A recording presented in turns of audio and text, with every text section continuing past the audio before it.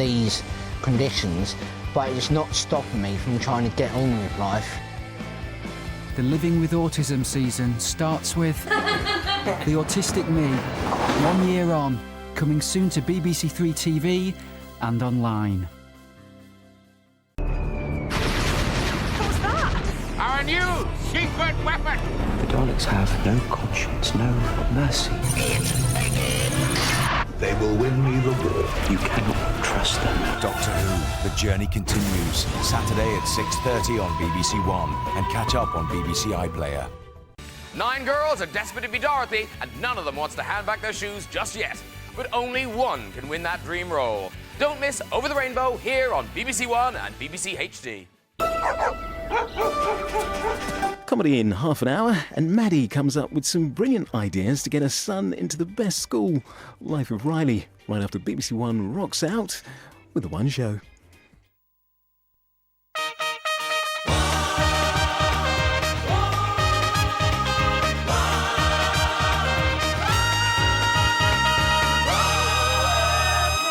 Hello and welcome to The One Show that involves no politicians, no policies and no party piffle-paffle with Louise Minchin. And Chris Hollins. And tonight, a legendary rock god.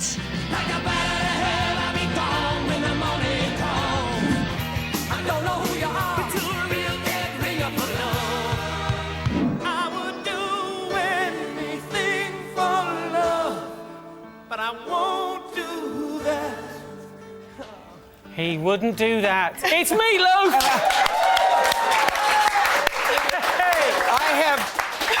Looking at those clips, I have absolutely no idea why they think I'm a clown. You're brilliant. Now, also with us, a man who used to relax like this.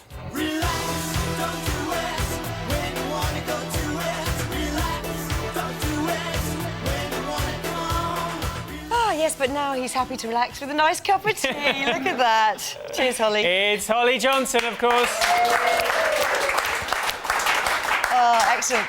We'll be catching up with Holly a little bit later on. First of all, before we even start tonight... Just about the dance there. Were you? Oh, yeah. Fantastic. Can you save that? Don't save it. Go. No. Don't go too early. Start the song again, baby. Come on. OK, go ahead. What do I call you? Is it Mr. Meat? Is it Mr. Loaf? Is it Meatloaf? What should I call you? Sir? Just think of... Yeah, that's good. Yes, sir. That's perfect for me. No, you just call me Meat. I've been called Meat since I was 9 months old. True story. Is it really? Yeah, and you want to know why, don't you? I do. OK, I'm going to answer that. Because when I was born, you know how babies are sometimes they're born and they're bright red? Yes. OK? But doesn't last long. And they put them in the incubators and it kind of goes Calm away. down and... Well, I was red for about 6 months. Is that because you were cross? But apparently my dad kept going, he looks like a big hunk of meat. And so he started calling me Meat. And my mom, I can hear my mom going, now stop that. Stop that, Orvis. Because my dad's name was Orvis. And so he was probably so angry that his dad had named him Orvis that he had to name me Meat. Well, there you go. Fantastic. That's all we've had time for. We'll talk to you a little bit later, Meat. Thank you very much for that. You're welcome, dear. Now, a story... I can't call you dear, right? You can call me whatever you like, nearly, but maybe not on this show. OK. Thank you very much. Now a story that is closer to home than you might think. Poland continues to mourn the death of its president, Lech Kaczynski, and dozens of senior public figures killed in a plane crash at the weekend. Yes, it's been a monumental disaster for the country, on par with historical tragedies like JFK and the death of Princess Diana. But far from being a foreign news story, this is a tragedy which is having a huge impact here in the UK. Well, Giles Brandreth explains why we have such a close tie with the Polish community. We've had a huge tragedy in Poland. And I was very moved to have had probably more than a dozen telephone calls from my friends from the golf club, from my friends who I go to football with, offering their commiserations. It was marvellous to hear that Her Majesty the Queen asked to have the British flags hung at half-mast in remembrance and sort of joining with Poland in her grief. The Polish tragedy resonates here in the United Kingdom not only because of the universal sympathy it's provoked, but also because of the deep links that we have with the Polish people. Links that date back to 1939, when our country went to war because of the invasion of Poland. My mother was sent to Auschwitz.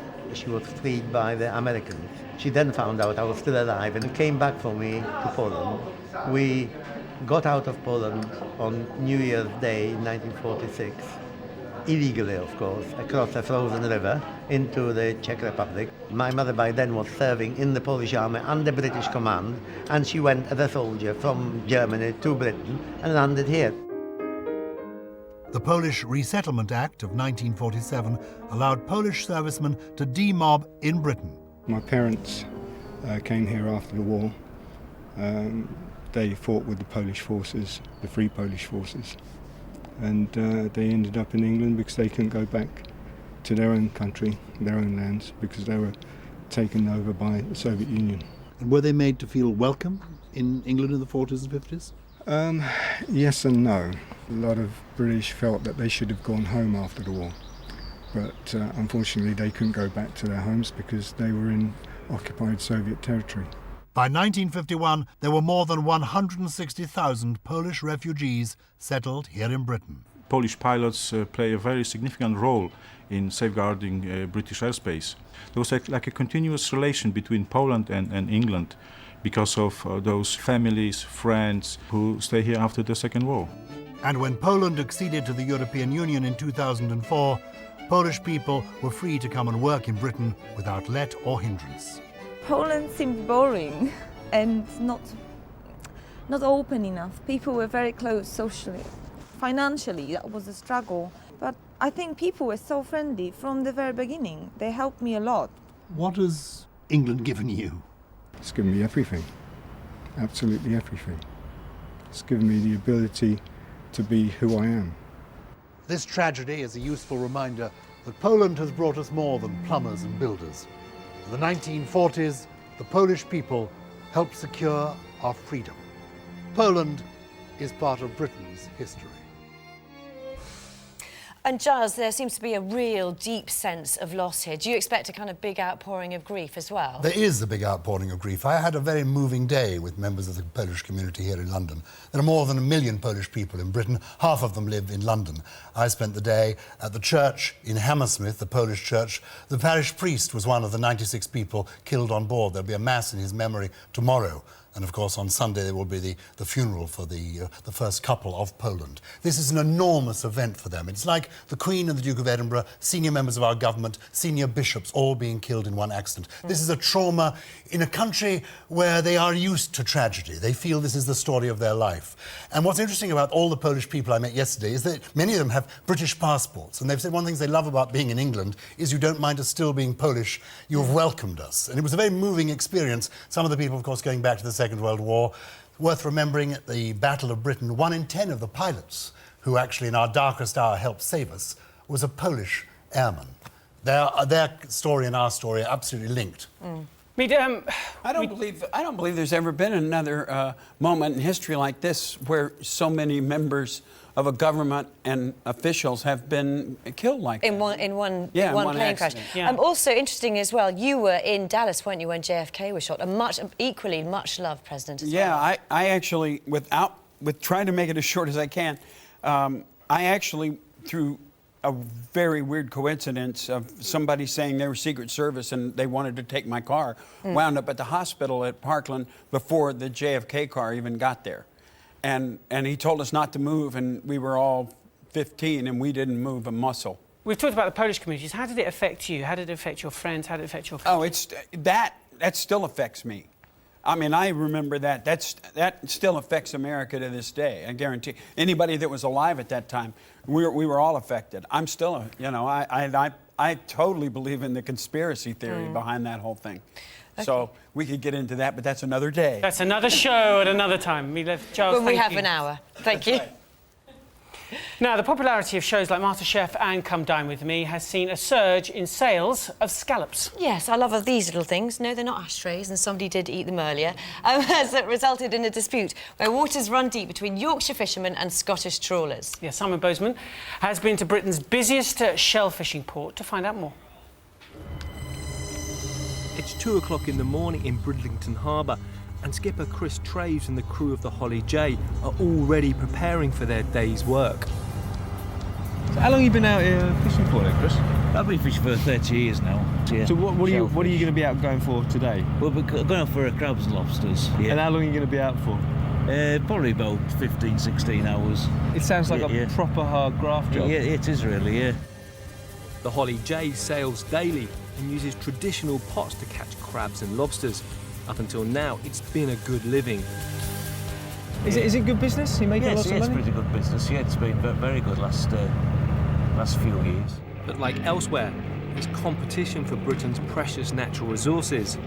This local industry, worth £4 million a year, could be threatened by the arrival of dredgers that have sailed down the east coast from Scotland. They're not bothered about crabs. Their target is scallops, where the market is booming. The boats drag a rake-like trawl over the seabed to scoop up the scallop shells. Chris and the local fishermen here are worried that the scallop dredgers will kill the crabs in the process, making a tough job even tougher. Well, it could possibly damage the habitats and also damage the stock as well. That's our concern anyway. 360 miles north, that idea is flatly rejected. There are areas of the seabed where it is entirely appropriate, and it won't damage the place, to dredge for scallops, and that's exactly what's happening here. Hey mate, you're right. Looking at getting some scallops and some crab, what do you recommend? Scallops, definitely, yeah. And in a way, that's the problem. Years ago, scallops were only for the few, but nowadays their popularity on restaurant menus and TV cooking shows have made them hot property. Last month, the two sides agreed to a 30-mile area where the pots would be moved to give the dredgers full rein. But the dredgers want more, much more. 144 square miles, in fact. So, is this part of the North Sea big enough for the both of them? We have always worked side by side with other industries, and we're still willing to do so now, but we don't believe that we can afford, either as a business, short-term or long-term, to vacate the next area that's been requested. And obviously, if the fishing community fails on the East Coast, it could have dire consequences. But if fishmongers can't source their crab locally, now they're going to have to go further afield to get it. That's going to cost them more money, and in turn, it's going to cost us more money. Both the Bridlington fishermen and the Scottish scallopers are pressed commercially. Both are trying their best in difficult markets to make the best of their businesses, so they will automatically end up having to discuss a compromise. You could expect each to press their case in an enthusiastic and robust manner. After 15 hours at sea, Chris returns with a decent catch. He hopes a compromise can be reached soon, as he fears the worst for himself and his crew. Now here's a sentence I never thought I'd say. Meat. Do you eat fish? Yes, I do eat fish. I don't eat red meat, though. But I eat fish. I eat everything but salmon. Why not salmon? Because I consider them to be a brethren. Because they swim upstream. So what, they're going against? I'm always going against everything. I love that I'm idea. a rebel. They are a rebel fish. Go salmon. You got a new album out, Hang Cool Teddy Bear. Yes, it again is rebellious. Is it again? Well, we'd expect that, wouldn't we, really, to be honest with you? Lots of big names on it, haven't you? Well, yeah, but let me just tell you this before we get to big names, because the big names are not important, because they're really not, because they're not there to enhance the record. They were there because I go, who can we get to do this work properly? And I thought a long time, yes, Jack Black is on there, but not because he's Jack Black, because he could sing the part that I needed. And he is you, though, isn't he? I look at him and I see him in all the films. Well, he is trying to be you. Everything I do, he copies anyway. and you know, all this, you know, the only thing that he does that I don't do is like when he talks to you, and it's like when I saw him, and we forgot that we were going to sing together. He says, "Me, dude, I thought we were going to jam, dude. Hey, dude."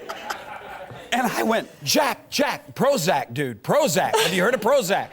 And no, but the record,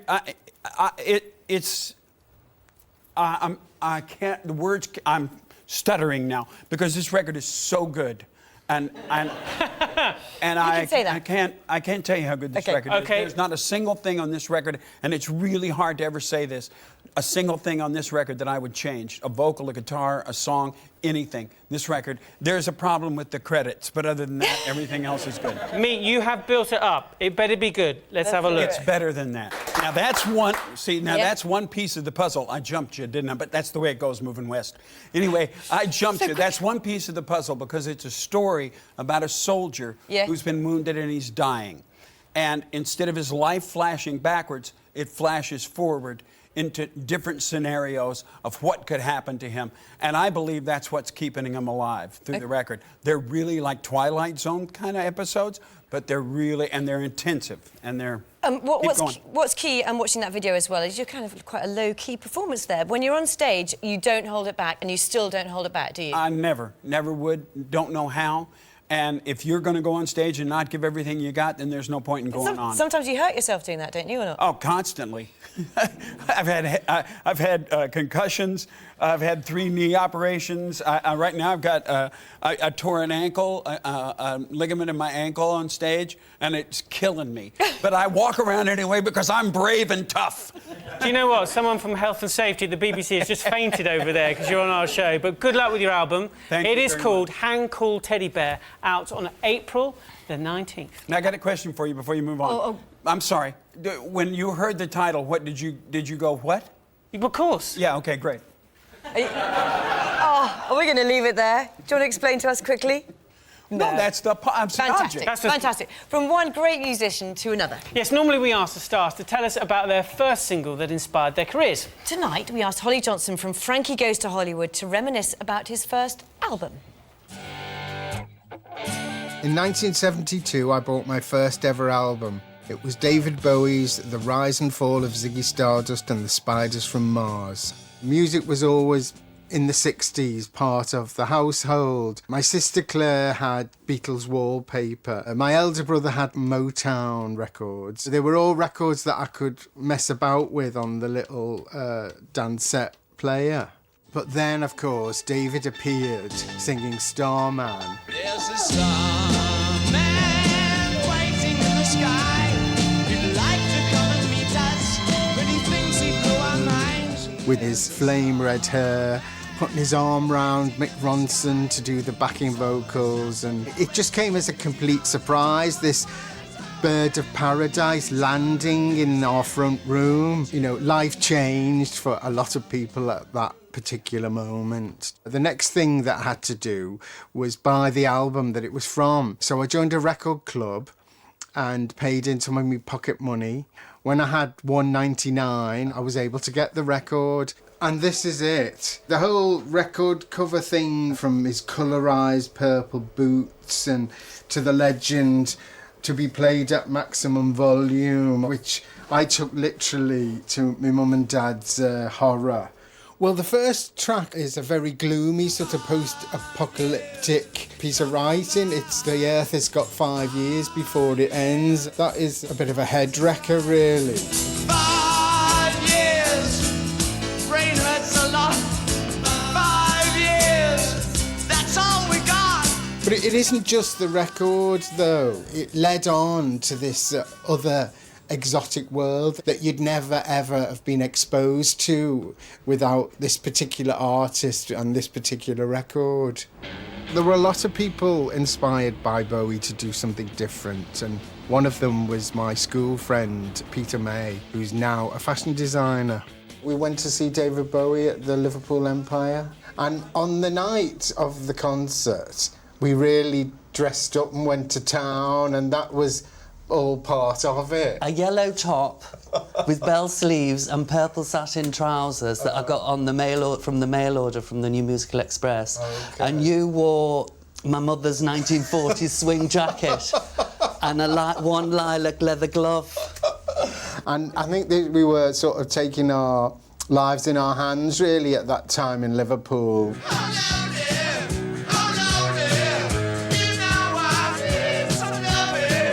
David Bowie made the acoustic guitar cool, So, you know, when I was a young teenager, that's what I wanted. He was the initial inspiration, but it led on to other things. Being a solo artist in the late 70s and early 80s wasn't very fashionable. And really, to create waves, you needed to be in a band. And I needed a band that would kind of scare the horses to a certain degree. That was the main reason why I formed Frankie Goes to Hollywood.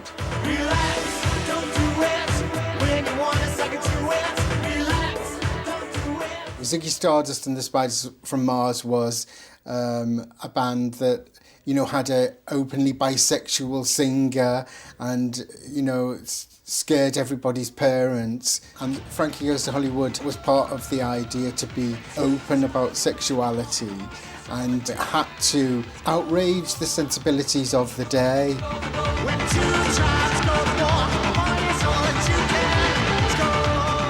Ziggy Stardust sparked a lot of people's creativity. There's a star man waiting in the sky. It was the album for my generation. And Holly is here. Hello, Holly. Now tell me, you met the great David Bowie. Sorry? Well, you met your hero I did, there. eventually. Was it a big letdown, or was it just everything you wished it was? Oh, no, it was thrilling. You know, it was like, for me, you know, he telephoned me first, and it was like getting a telephone call from God, you know. It was quite exciting. Because sometimes it can be a major, major letdown.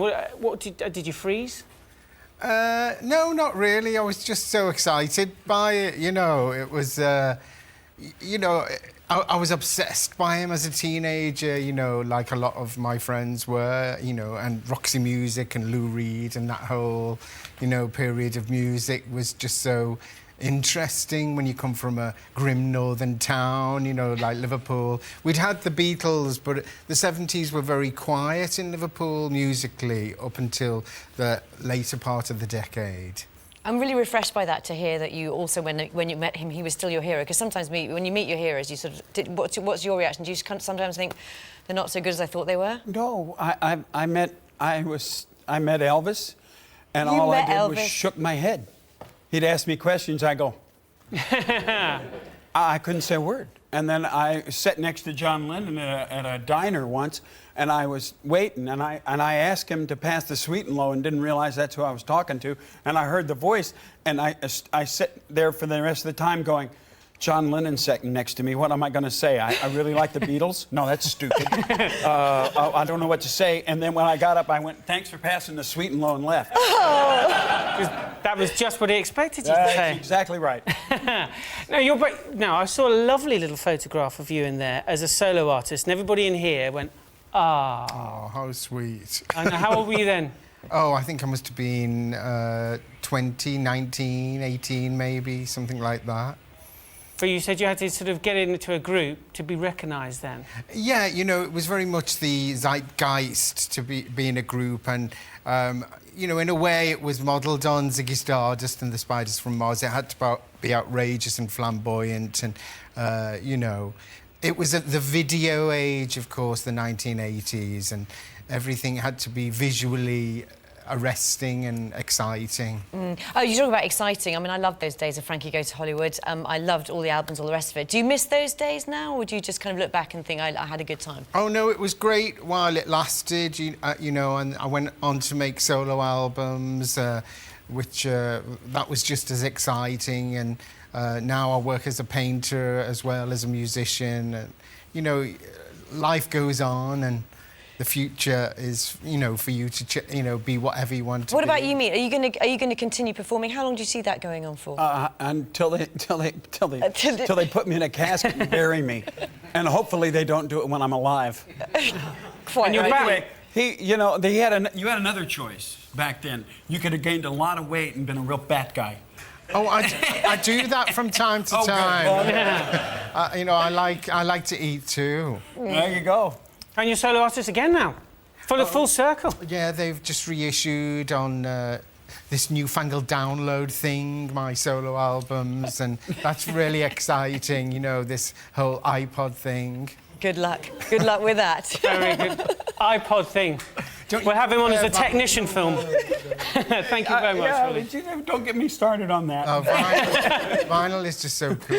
Now, I've got to tell you about a big problem. On the roads, clutches are coming loose, suspensions are sagging, spare tyres are getting bigger. That is just the drivers. Yes, Britain's motorists are getting older. Here's Dom Littlewood. Older drivers can cause havoc on the roads. One elderly couple recently had a lucky escape after driving into a harbour. And staff at Town Hall couldn't believe their eyes when a 65-year-old woman drove straight through the building, ending up in the reception area. The number of over 70-year-olds driving in the UK at the moment has doubled since the 1980s. And whilst there's no age limit for driving legally, the oldest driver in the UK is actually over 100 years old. But if you're over 70, it's up to you to declare that you're medically fit to drive. 12 weeks before your 70th birthday, drivers are asked to sign a form from the DVLA declaring that you are fit to drive, and you do this every 3 years. If there are any medical concerns, the DVLA may refer you for a driving assessment, which is what 84-year-old Lionel Moore has been asked to do after showing early signs of dementia. Lionel, if you fail this assessment, this could be the last day you're allowed to drive a car. How will that make you feel? I should be disappointed, but if it might save somebody's life, which I think it probably could, if I'm not driving safely. We will accept it and we will have a different style of living. As Lionel's wife Vera waits anxiously in the wings, his assessment kicks off with a series of reaction tests. You've got it. OK, so right pedal down. Right. Holding there and off we go. As the licensing system relies on self-declaration, assessors like Gareth are concerned about the drivers they don't get to see. I'd encourage them to come to us, to be honest, and we are here to help and support and to keep people mobile for as long as possible. Our objective is to keep people driving and keep their independence if it's safe to do so. Back to Lionel's assessment, and he's struggling to read a licence plate at the legally required 20 metres. Lionel's prescription glasses are giving him problems, so after taking them off, he passes and is allowed behind the wheel. 17 to 24-year-olds are actually most likely to be involved in a crash, but drivers just a year older than Lionel, the over 85s, are 4 times more likely to be the cause of an accident than the victim of one. So this assessment is crucial. As Lionel rejoins Vera, the assessors discuss his skills on the road, and he's about to find out if he's lost his licence for good. And? They've let me go for another 12 months. You can drive for another 12 months? Yes. OK, that's good news. It is good news. They're quite happy now for another 12 months. It's all I could hope for. Lionel's assessors are recommending to the DVLA that he can still drive, but his eyesight was only just legal, so he'll have to come back for reassessment in 12 months' time. But watch out, those of you who don't declare your medical conditions to the DVLA. You're driving illegally, and your insurance could be invalid in the event of an accident.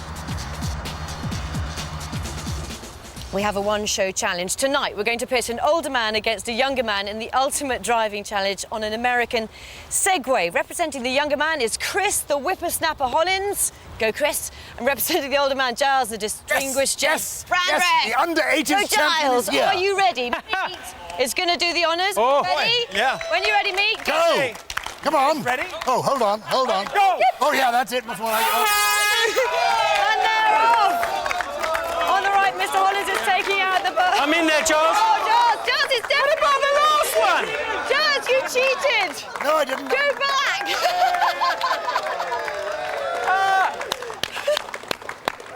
Well done. Well done, Giles, well done. I was on a different course, obviously, to you, young man. Well, that's it. Here's the checkered flag. Thank you. You're a bit slow with that, weren't you, mate? Well, because it's really hard to figure out. Are we having a drugs test? A quick question, guys. Congratulations, Giles. Listen, we're going to have a sobriety test is what Yes, we're exactly. having right now. This is a great vehicle. Well, I'm glad you love it. You know it's yours. I'm giving it to you right now. Thank you very much. Take it home. Go ahead, dear. What? I want you to judge. Who won? I mean, he definitely cheated in my book. Did he win? I didn't see him cheat. You didn't see. Thank So you. who would you rather be driven That's by? because you're the same age, you couldn't see. Would I rather be driven by A what? 17-year-old or a 70-year-old? What would you go? Females or males? Let's go male. I'd rather be driven by the older male. You would? Yeah. Why? Because the 17-year-old male, I wouldn't trust him as far as I could throw him. I'm insured for this. Exactly, thank This you. is my big moment. Well, gents, thank you very much for that challenge. All right. You were But absolutely But now, if it was a marvellous. woman, I'd go with the 17-year-old. I could have guessed that, to I'm be honest riding off with you. into the sunset, if you don't mind. Off you go. Off you go on with you. Goodbye. Thanks, Charles. Thank you very much. Thank you very much, Holly. Thank you very much, You're Meet. It's been welcome. an absolute pleasure to meet you tonight. Nice to Thank meet you very you, much. Holly. Nice seeing you. Yes. Good luck with the albums, Thank gentlemen. you. Okay. Hand Called Teddy Bear is out on April 19th. Tomorrow, we're going to go from Meatloaf to American Pie. Don McLean is going to be here. We'll see you at 7. See you. Bye-bye. See you tomorrow.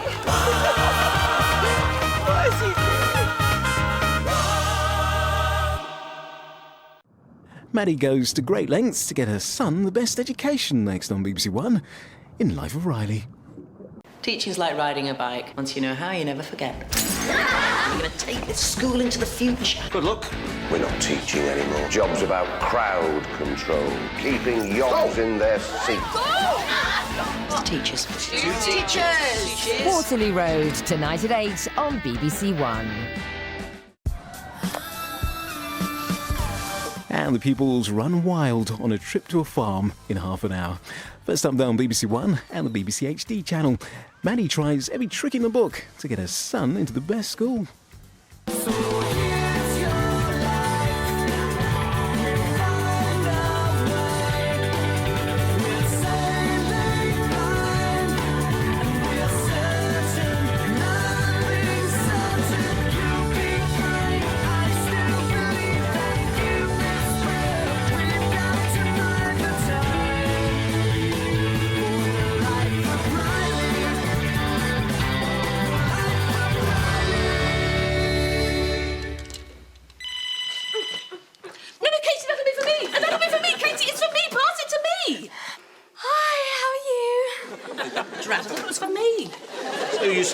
Who are you expecting a call from? Oh, I found a tutor for Ted to help him pass the entrance exam into the grammar school. Oh, well, can't you just go to the local comprehensive like Katie and Danny? No, I don't want my child turning out like your children. Fair enough. No, it wouldn't be right. He wouldn't fit in there. He'd be all right. No, he wouldn't. They'd make mincemeat of him. The thing about Ted is he's not, well... Normal? No, he's a bit... Weird. No, he's different. And he tends to get bullied because he's... Asking for it. He's unusual. No, he's not. He's just like any other 10-year-old boy. Mum, what bag goes with these boots? Maybe you have got a point. What point? Oh, we're just wondering what school you should go to. Oh, I want to go to the one where they have the smart hats. We can't afford that one. What about if I got a scholarship? No, that's a good idea, because you're good at lots of things. What would you say your particular field of speciality was? I'm good at dusting. OK, well, obviously I'm impressed, but you know what these stuffy schools are like. I know, do a really good impression of Wayne Rooney. I just want to kick the ball into the net, Right, I'm not certain that they do scholarships for that. Right, the only option is a grammar school. But I thought we weren't in the catchment area. Oh, yeah, we are now. How? Well, I may have accidentally given the school the impression that we live next door with the Weavers. What? Well, it's not fair that they're in the catchment area and we're not. Oh, what have you done? Nothing is going to be fine. How is it? Well, all we have to do is be in their house on Wednesday at 9:20 to prove that we live there. And then for the next 7 years? And then for the next 7 years. And the Weavers don't mind about this? No, the Weavers don't mind about this. Do the Weavers know about this? No, the Weavers don't know about this. Oh, he's so gorgeous.